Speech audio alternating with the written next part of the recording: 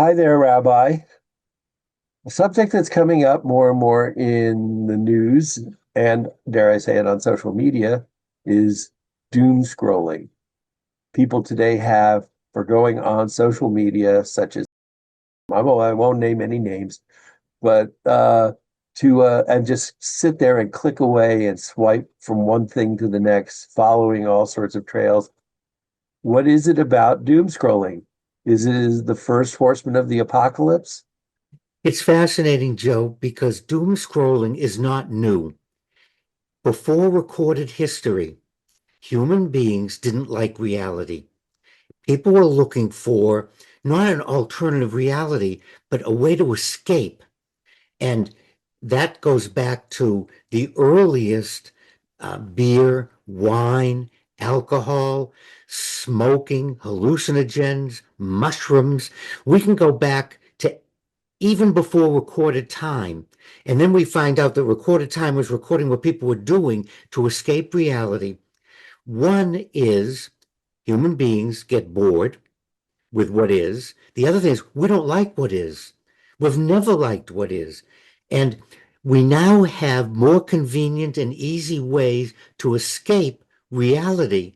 Remember, that's what movies are about. That's why people wrote books. That's why they had plays. If you look, entertainment, everything we talk about was a diversion to get us away from the drudgery of farming, of hunting, of relationships, of whatever you may say. And that was the function of religion, was to provide us with some tools so that we actually could live with reality and be okay. The problem now, Joe, is we have a much more easy, convenient way to escape reality. And we thought it didn't have any side effects.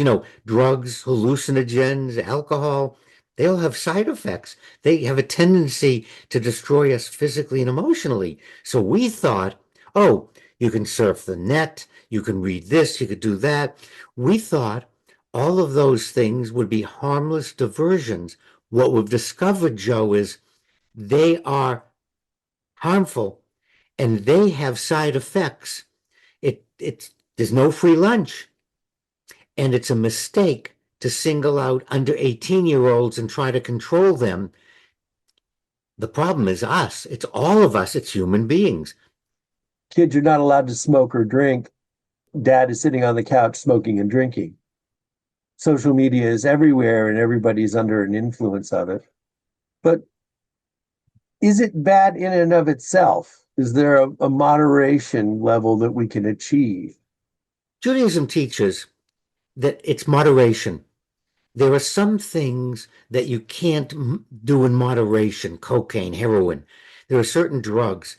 Alcohol's permitted. So don't get drunk. So Judaism has always said we have to look at what is and what does it do to me? How do I handle it? And I think we need to go back to AA, and we have to say the same thing about social media. I can't handle it. It's controlling me. I need something outside myself because it's destroying my life. And when we won't admit that, so we're going to ban it for young people, but we're not willing to take the first step and say, Joe, I'm powerless over social media and it's taken over my life. I need a higher power. I need something outside myself before it becomes too destructive. Look, kids are committing suicide, but we're not looking at the fact that adults are doing murder suicides, killing their family. And they're getting that from the same place, from the social media, from telling us, well, you're not happy because this person's toxic. Get rid of the toxic person in your life. We have to stop thinking it's a youth problem and admit, Joe, we are powerless over social media.